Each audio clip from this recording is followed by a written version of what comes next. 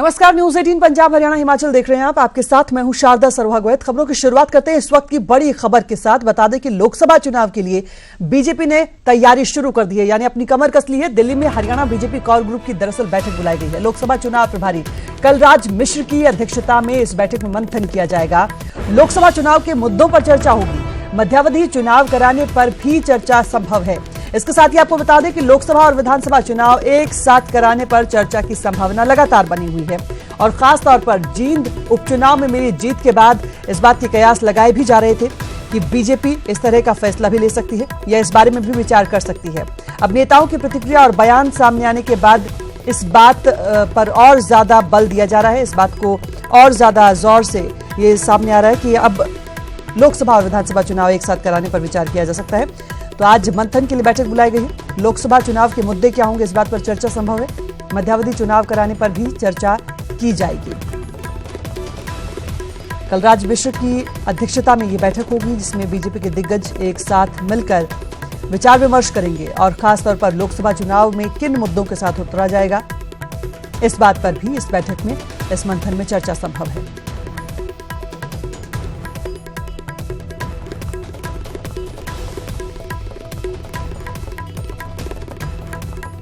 दिल्ली से इस वक्त की बड़ी खबर आपको बता रहे हैं। लोकसभा चुनाव प्रभारी कलराज मिश्र की अध्यक्षता में मंथन होगा। लोकसभा चुनाव के मुद्दों पर इस बैठक में चर्चा होगी। मध्यावधि चुनाव कराने पर भी चर्चा की जाएगी। इसके साथ ही लोकसभा और विधानसभा चुनाव एक साथ कराने पर भी चर्चा संभव है। खबर पर अपडेट के साथ सहयोगी अविनाश तिवारी हमारे साथ जुड़ रहे हैं। अविनाश, कयास इस बात के लगातार लगाए जा रहे हैं, खासतौर पर जींद उपचुनाव में जीत के बाद बीजेपी उत्साहित भी है और जीत के इस कॉन्फिडेंस के साथ कहीं ना कहीं लोकसभा और विधानसभा चुनाव एक साथ होने की चर्चाओं को बल मिला है। आज की इस बैठक से क्या कुछ निकलकर सामने आने की उम्मीद? बिल्कुल शारदा, ये लोकसभा के लिए बैठक होनी थी, पहले ही ये बैठक होनी थी जींद उपचुनाव के, लेकिन जींद उपचुनाव के चलते इस बैठक को रद्द कर दिया गया था। लोकसभा प्रभारी बनाए गए हैं कलराज मिश्रा, उन्हीं की अध्यक्षता में ये बैठक की जाएगी। लेकिन जिस प्रकार से जींद उपचुनाव में विजय हुई है बीजेपी की, उसके बाद से जिस प्रकार से एक कयास लगाए जा रहे हैं कि विधानसभा और लोकसभा चुनाव एक साथ होंगे, इस पर मुख्यमंत्री मनोहर लाल ने भी ऑफ द कैमरा बातचीत में कहा है कि अभी हम ये नहीं कह सकते कि चुनाव साथ में होंगे और ये भी नहीं कह सकते कि चुनाव बाद में होंगे। इस पर बातचीत की जाएगी, बैठक किया जाएगा और राष्ट्रीय नेतृत्व से इस पर विचार विमर्श किया जाएगा। उसके बाद ही हम कोई नतीजा लेंगे। लेकिन जिस प्रकार से अब जीत से उत्साहित है बीजेपी और जो बीजेपी के राष्ट्रीय सूत्र हैं हम लोग को बता रहे हैं, वो यही है कि जल्द ही इस पर फैसला लिया जाएगा कि विधानसभा और लोकसभा चुनाव एक साथ कराए जाए हरियाणा में। जी अविनाश, शुक्रिया तमाम जानकारी के लिए। तो बता दें कि मध्यावधि चुनाव कराने पर चर्चा की जाएगी और इसके साथ ही आज की बैठक में ये कहा जा सकता है कि इस तरह की बैठकों के साथ कि बीजेपी चुनावी रणनीति तैयार करने में जुटी हुई है, अपनी तैयारियों को पुख्ता करने में कमर कस चुकी है।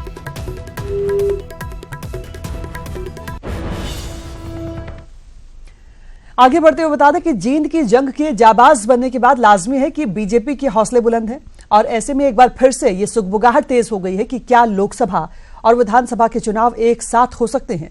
लेकिन राजनीति के दिग्गज क्या कहते हैं, सुनते हैं उन्हीं की जुबानी। लोकसभा और विधानसभा के चुनाव इकट्ठे हो सकते हैं? हाँ, हो सकते हैं, हो सकते हैं। ये बोल बहुत कुछ बोलते हैं। दरअसल देश के लिए साल चुनावी है और हरियाणा के लिए तो चुनावों का डबल डोज मिलने वाला है। ऐसे में हर किसी की जुबान पर एक ही सवाल है, क्या हरियाणा में लोकसभा चुनावों के साथ साथ विधानसभा चुनाव भी करवाए जाएंगे? इस बहस को और बल तब मिला जब बीजेपी ने जींद की सरजमी को पहली बार फतेह करने में कामयाबी हासिल की। खास बात यह भी कि बीजेपी के दिग्गज नेता इस बात से इनकार नहीं करते। लोकसभा और विधानसभा के चुनाव इकट्ठे हो सकते हैं? हाँ, हो सकते हैं, हो सकते हैं। और देखिए, मेरे तो 9 के 9 एमएलए बीजेपी के हैं। अब मैं कोई कह दूं उनमें से 2 तो इस तरफ की बात कर रहे हो, 2 उस तरफ की बात कर रहे हो, तो मेरे 9 का तो एक मुकदमा छिड़ गया। तो एक निश्चित ऊपर की भी नीचे की भी कई एजेंसियां हैं, पार्टी की अपनी एजेंसी है, तो सारा कुछ संकेत मिलने के बाद फैसला करेंगे। तो सांसद महोदय किसी भी संभावना से इनकार नहीं करते, लेकिन आला कमान तय करेगा कि चुनाव कब और कैसे हो। इस बात का जिक्र करना भी कतई नहीं भूलते। जबकि सीएम मनोहर लाल भी केंद्र के आदेशों का हवाला देते हुए चुनाव तय वक्त पर होने की बात कह रहे हैं। लेकिन राजनीतिक पंडितों की माने तो इस बात से बिल्कुल भी इनकार नहीं किया जा सकता कि चुनाव एक साथ भी हो सकते हैं। ऐसे में बीजेपी कभी नहीं चाहेगी कि किसी भी दल को इस बात की भनक लगे कि होने क्या वाला है। देखिए, अभी जैसा हमारा पहले का मत है वही हमने बताया है कि हमने अभी इस प्रकार से कोई मत नहीं बनाया है, और क्योंकि समय पर चुनाव लोकसभा के जो होंगे अप्रैल में होंगे या मार्च से अप्रैल में होंगे, उसी हिसाब से विधानसभा के चुनाव होंगे। अगर केंद्र की ओर से कहीं कोई विषय आता है, कोई हमको एक सलाह दी जाती है या कोई राय बनती है तो अलग विषय हो सकता है, अन्यथा हमारे हिसाब से अभी समय पर ही चुनाव होंगे। कहते हैं हाथी के दांत दिखाने के और खाने के और। परिस्थितियां उम्दा है।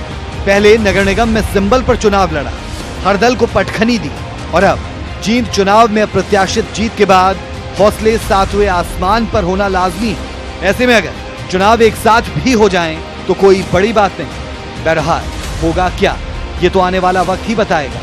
लेकिन अभी के लिहाज से हरियाणा की राजनीति पूरे उफान पर है। Bureau report, news 18 Haryana. चलिए, ये तो बात राजनीति की है, अब बात धर्म की करते हैं। दरअसल अगर आपसे कोई कहे कि धर्म परिवर्तन कर लो वरना मौत आ जाएगी, ऐसे में आप क्या करेंगे? कुछ ऐसा ही मामला फतेहाबाद से सामने आया, जहां मौत का डर दिखाकर एक महिला का धर्म परिवर्तन कराया गया। पूरा मामला क्या है, इस रिपोर्ट में देखिए। धर्म बदलो वरना मौत आ जाएगी। मौत के डर ने करवाया धर्म परिवर्तन। मौत से किसे डर नहीं लगता, और जब आपसे ये कहा जाए कि धर्म परिवर्तन कर लो वरना मौत आ जाएगी, तो शायद आपके सामने सोचने के लिए ज्यादा वक्त ना बचे। फतेहाबाद के रतिया में इस महिला के साथ भी कुछ ऐसा ही हुआ। मौत के डर से महिला ने हिंदू धर्म छोड़कर ईसाई धर्म अपना लिया। मैंने बहुत डराउंदा धमका के मेरा धर्म पत्र करवा के ते मेरे तो पैसे ले गया। कितने पैसे ले गए? 3.5 लाख रुपये ले गया। ठीक है कि ले गए? बस इदा ही कहता कि तुम एक मार जाओगे। दरअसल 3 साल पहले महिला की बेटी की मौत हुई। महिला के मुताबिक चर्च के पास्टर रमेश ने बेटी की मौत का डर दिखाकर उसे डराया और उसे कहा कि ईसाई धर्म अपना लो वरना जान नहीं बचेगी, उसे कैंसर हो जाएगा, और अगर उसने ऐसा नहीं किया तो वो मर जाएगी। यही नहीं, चर्च बनवाने के नाम पर उससे 3.5 लाख रुपए भी ऐंठ लिए। जब आंख खुली और सच और झूठ का ज्ञान हुआ तो महिला ने पुलिस में शिकायत दी। खाता कि इस टाइम तू डॉक्टर तू जाएगा हॉस्पिटल च, तो मैंने परमेश्वर ने देखा तू वापस नहीं आने के उत्थे तेन डॉक्टर ने दस्या, मैंने प्रभु ने दस्या कि कैंसर दस दूंगा। ये सावित्री देवी ने दरखास्त दी है, इसके सगे भतीजे के खिलाफ दरखास्त दी है। ये कह रही है कि इसे डरा धमका के इसका धर्म परिवर्तन कराया है 3 साल पहले। दरखास्त आई है, मामले की जांच की जा रही है। धर्म परिवर्तन करवाने वाला और कोई नहीं बल्कि महिला का ही भतीजा है। आपको बता दें, धर्म परिवर्तन का ये कोई पहला मामला नहीं बल्कि ये इस इलाके में तीसरा ऐसा मामला है। यहाँ धर्म के नाम पर लोगों को गुमराह करने का सिलसिला अभी भी जारी है। लेकिन सवाल ये कि पाखंड के ऐसे पुजारियों पर कार्रवाई होगी तो कब, जो अंधविश्वास के नाम पर लोगों को परगला रहे हैं। फतेहाबाद से जसपाल सिंह, न्यूज़ 18 हरियाणा। वहीं फतेहाबाद में एक प्रेमी जोड़े को रेस्टोरेंट में बैठने की सजा मिली। दरअसल लड़की के परिजन मौके पर पहुंच गए और दोनों की जमकर धुनाई कर डाली। सारी घटना वहां रेस्टोरेंट के बाहर लगे सीसीटीवी कैमरे में कैद हो गई। शहर की 4 मरला कॉलोनी में बने एक रेस्टोरेंट में दरअसल प्रेमी जोड़ा बैठा हुआ था। उसी दौरान लड़की के परिजन वहां पर पहुंचे और दोनों की पिटाई शुरू कर दी। हालांकि शोर शराबे के बाद पुलिस भी मौके पर पहुंची, लेकिन फिलहाल किसी भी पक्ष की तरफ से पुलिस को शिकायत नहीं दी गई है।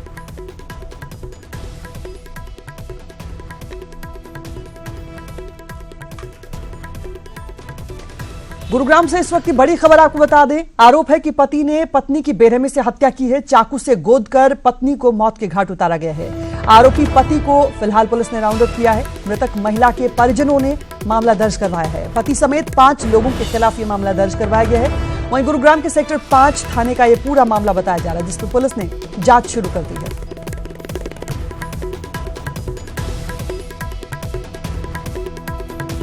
अपडेट के साथ सहयोगी धर्मवीर इस वक्त हमारे साथ फोन लाइन पर। जी धर्मवीर, पूरा मामला क्या है? देखिए, 23 साल की ये वंशिका है जो कि सेक्टर 5 इलाके में रहती थी और इसकी देर रात हत्या की गई है। और इसका जो आरोप है वो इसी के पति के ऊपर आरोप है, जो कि इसके साथ ही रह रहा था। बताया जा रहा है कि इनकी जो शादी है वो 2017 में हुई थी और उसके बाद से दोनों के बीच में सब कुछ ठीक ठाक नहीं चल रहा था। उसके बाद इसकी हत्या कर दी गई और फिलहाल गुरुग्राम पुलिस ने जो पति है, जो आरोपी पंकज, उसको जो है गिरफ्तार कर लिया है, उसको राउंड अप कर दिया गया है। और परिवार के जो लोग हैं, जो रिचिता के घर वाले हैं, उनका कहना है कि पंकज के साथ कुछ लोग और भी शामिल वारदात में हो सकते हैं, तो उनके लिए भी गुरुग्राम की जो है जांच कर रही है। फिलहाल जो आरोपी है उसको गिरफ्तार कर दिया गया है।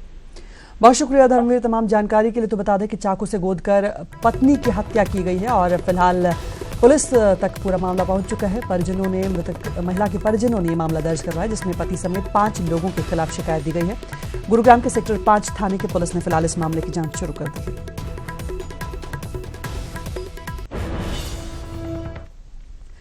उधर जम्मू कश्मीर और हिमाचल में कड़ाके की ठंड की वजह से जनजीवन बुरी तरह से प्रभावित हो रहा है। बर्फबारी और बारिश की वजह से यहां जिंदगी बेहाल बनी हुई है।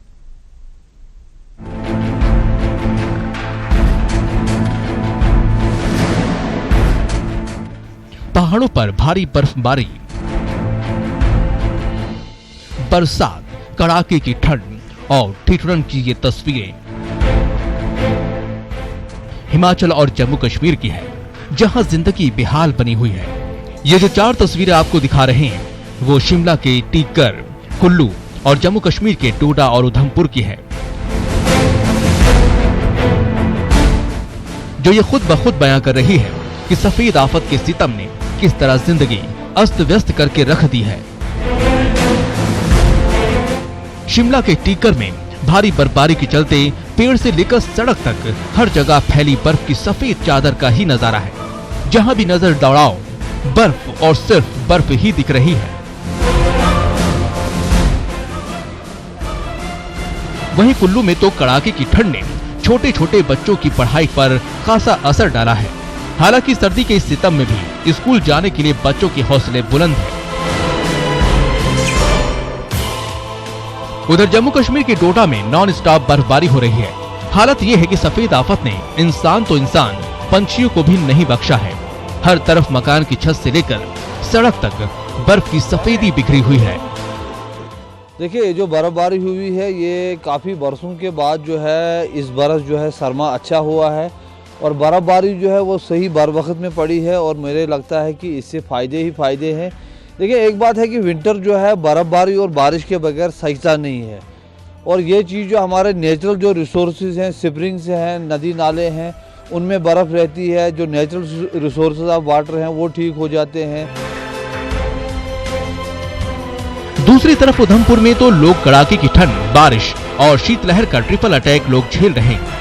सर्द हवाओं ने ऐसी ठिठुरन पैदा कर दी है कि लोग घरों में दुबके हुए हैं और घरों में अलाव जलाकर ठंड से मुकाबला कर रहे हैं। ना दाढ़ीदार लग रही है, ना कुछ ऐसी परेशानी आ रही है इस बारी। इतनी बारिश और ठंडी है, जितना मौसम इतना खराब हो रहा है। ऊपर से देखो तुम, इतने बम चल रही है, बर्फ की वजह से इतने परेशान हैं। कोई हालात जाने की घर की कोशिश नहीं है। कश्मीर में रुक रुक कर होने वाली बारिश, बर्फबारी के चलते श्रीनगर जम्मू राजमार्ग बंद है। वहीं इसके चलते उड़ानें भी प्रभावित हुई हैं। साथ ही जगह जगह हो रहे भूस्खलन के चलते भी परेशानियां पैदा हो गई। लिहाजा इस सफेद आफत से राहत के लिए सभी धूप खिलने का इंतजार कर रहे हैं। Bureau report, news 18 network. तो उत्तर भारत में सर्दी के सितम के साथ अब कोहरे ने भी कहर बरपाना शुरू कर दिया है।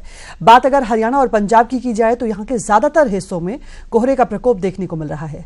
घने कोहरे की वजह से विजिबिलिटी बहुत कम हो गई, जिसकी वजह से रेल, वायु और सड़क यातायात पर विपरीत असर पड़ा है। वाहनों की रफ्तार थम गई है, सड़कों पर वाहन रेंगते हुए नजर आ रहे हैं। वहीं वाहन चालकों को खासी दिक्कतों का सामना करना पड़ता है और कोहरे और शीतलहर की वजह से ठंड ज्यादा बढ़ गई है। लोग अपने घरों में दुबकने को मजबूर हैं। ठंड से बचने के लिए अलाव का सहारा लिया जा रहा है।